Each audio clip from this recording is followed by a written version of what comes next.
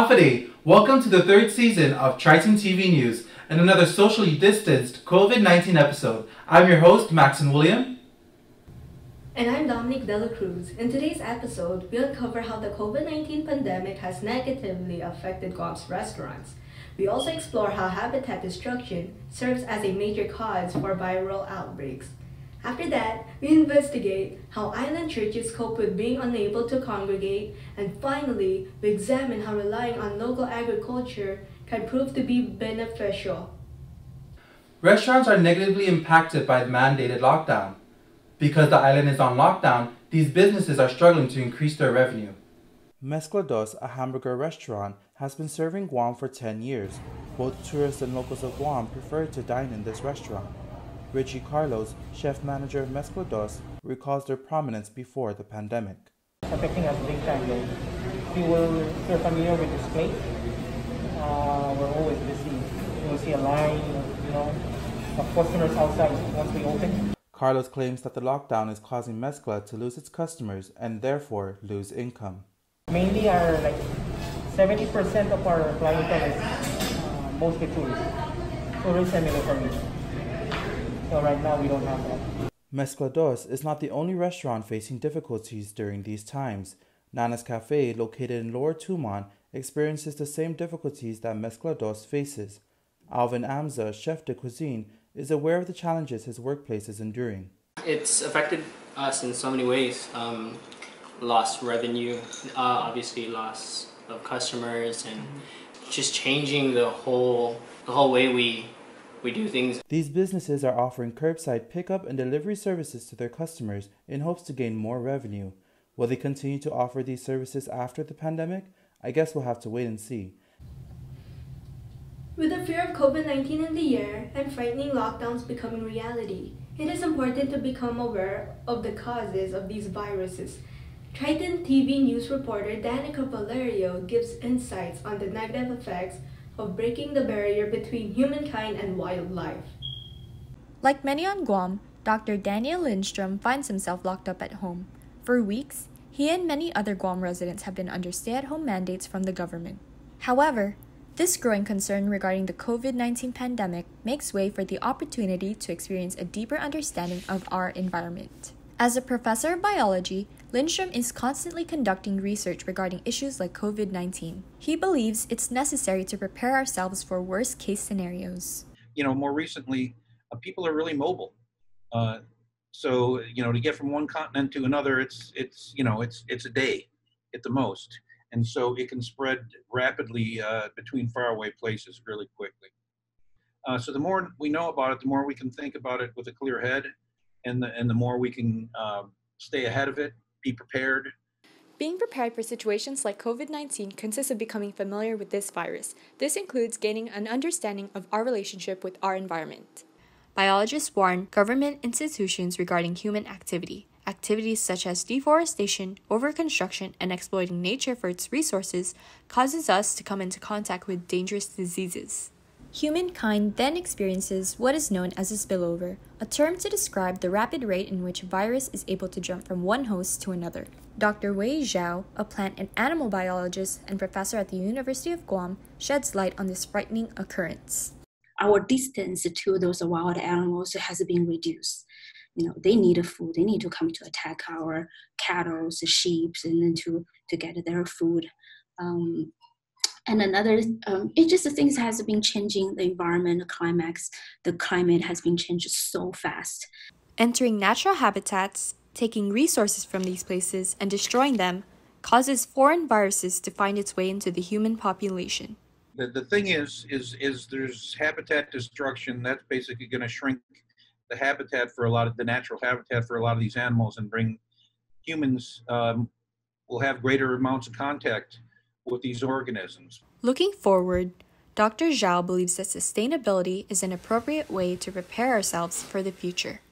If everybody trying to live a sustainable life, and we're going to impose much less environmental impact to the nature, and so the spillover should be lower.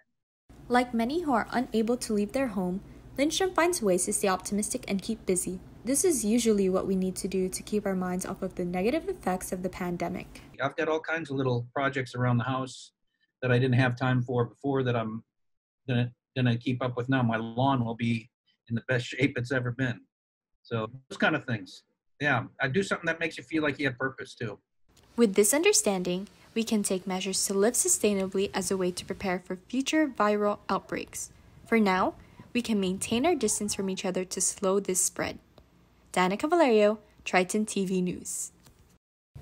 Thanks, Danica. Let's all make an effort to practice social distancing during this pressing time of COVID-19. We'll be back after the break. Stay tuned to find out how churches on Guam are coping with being unable to congregate and how agriculture can be beneficial to yourself, the environment, and Guam's food supply.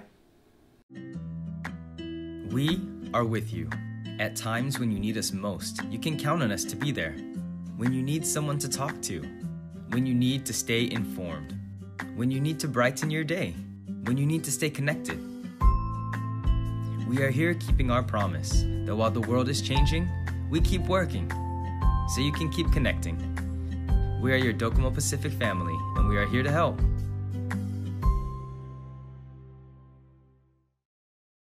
Half a day and welcome back to this special COVID-19 edition of Triton TV News. The pandemic we are currently experiencing truly serves as a turning point in all of our lives. It continues to spread throughout the island, and with the mandated restrictions on social events and gatherings, our routines have been disrupted. Of these social gatherings include churches.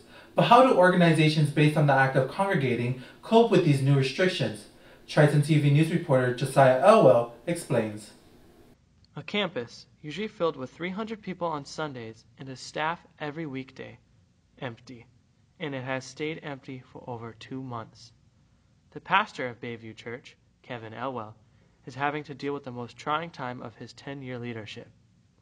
Bayview, the second largest Christian church on Guam, has had to shift to an online platform. Pastor Elwell notes how unprepared they were to transition online.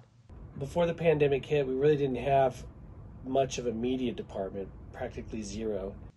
This has been challenging as the church does not only meet on Sundays.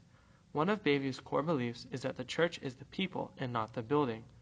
They use small groups to build a sense of community. These are gatherings in homes with 3 to 4 families per group, usually meeting during the week. As a result, the church has had to scramble to adapt. And we had to, within a few weeks, create a lot of stuff. The things we've created are Zoom meetings for all our small groups. We have 15 to 18 small groups, and they're able to connect through that. We created live stream prayer meetings on Tuesday and Thursdays on Facebook, and we create videos that we upload to our website that people in the church can view. Pastor Elwell says that Bayview staff had to essentially create a media department overnight to change with the times. Children ministries is another important aspect of Bayview. Without games and crafts, Jessica Jones, the children's minister, describes how she keeps the kids engaged. We still use our videos, our kids' videos, and then I will make my own discussion videos, and then I'll upload worksheets online so parents can download them if they want to, and their kids can do them alongside. Several churches in the U.S. have defied government restrictions and continue to congregate. One of these, The River, a mega church in Tampa Bay, Florida, has held services in defiance of the state's lockdown laws. The Reverend Rodney Howard Brown, who encouraged the service, was arrested for the gathering of its 12,000 members. Howard accused the lockdown laws of being religiously bigoted. Andrew Graves, one of the leaders within Bayview Church and a radiologist for FHP Health Center, does not agree with this style of religious activism. The government has been put into place for the common good and to look after the welfare of the community. And the scripture says that God puts them in that place as part of his common grace. Pastor Kevin works patiently as he oversees Bayview's online evolution. He does not want to cut corners and challenge authorities. So my response would be to support the government in this, to be gracious, lean on grace towards them in that, and in time let it play out. So I wouldn't be supportive of the churches, some of them that we see that are forcing or just outright defying and gathering together. Bayview plans to stay closed until the lockdown restrictions are lifted and people are free to gather. This is Josiah Elwell, Triton News. Thanks, Josiah. It's great to hear how churches on island are keeping their routines alive by finding alternatives to congregating in person. Once the pandemic comes to an end, unemployed residents should be able to return to their workplaces. Crises prove to be a threat to the health and well-being of individuals, but did you know that it also threatens our island's food supply? Once again, Triton TV news reporter Danica Valerio introduces us to this timely issue. Kyle DeHelig, like many people in Guam, is stuck at home. As a University of Guam student and as president of the UOG Green Army, he finds the transition to online classes difficult. However, he sees the COVID-19 quarantine as an opportunity to expand his garden. On the first day that that UOG said that they would be canceling classes, I actually went to Home Depot. I wanted to beat the crowd and get as much seeds and soil that I wanted to for me to kickstart my garden again. DeHelig is part of a community of environmentally minded individuals who practice backyard agriculture. This benefits the person and the environment. Although there is a group of individuals that practices agriculture, this lifestyle is not part of the current Guamanian culture. With the lack of support for local farmers, Guam experiences food insecurity, a term to describe the lack of access to local produce. As a result, Guam becomes dependent on imported food from foreign countries. Dr. Bob Barber, an agriculture professor at the University of Guam, believes that this dependence on imported products can be harmful. In times of terrorism, pandemics, you run a danger that for some reason or another, either the port cranes may be blown up and not available to you. You may have planes stop bringing air freight in. Because of this vulnerability, Guam is put at risk for running out of food during times of crisis. 95% of our food is imported. That, like, statistically speaking, like, it wouldn't add up. We wouldn't be able to provide for ourselves with the 5% of agriculture business that we have here. While food insecurity still remains a large standing issue here on island, nonprofit organizations still make an effort to combat situations like COVID-19 with the use of sustainable agriculture. Of these nonprofit organizations is Farm to Table, a community-supported agriculture program, or CSA for short, located in Jigo, Guam. They are set out to support local agriculture and farmers on Guam by offering the community fresh, local produce. Cassie Brady, Farm to Table's project director, sheds light on the benefits of supporting local agriculture. A lot of what we grow is grown using the organic method without harsh chemicals.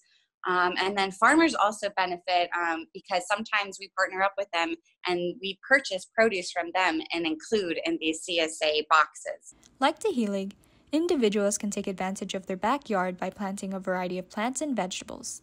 He hopes to inspire and to innovate. Now's the time for us to get outside, but to actually engage ourselves with nature, to go outside and try new things. There is still much uncertainty regarding the pressing situation of food security during COVID-19. However, we can make an effort to live sustainably through various agricultural practices. Danica Valerio, Triton TV News. Thanks, Danica. I'll be sure to buy seeds to plant in my backyard from now on. Now, let us all make an effort to support local agriculture. Thank you for tuning into this special edition of Triton TV News. I'm Maxon William. And I'm Dominique Dela Cruz, and we hope to see you next season.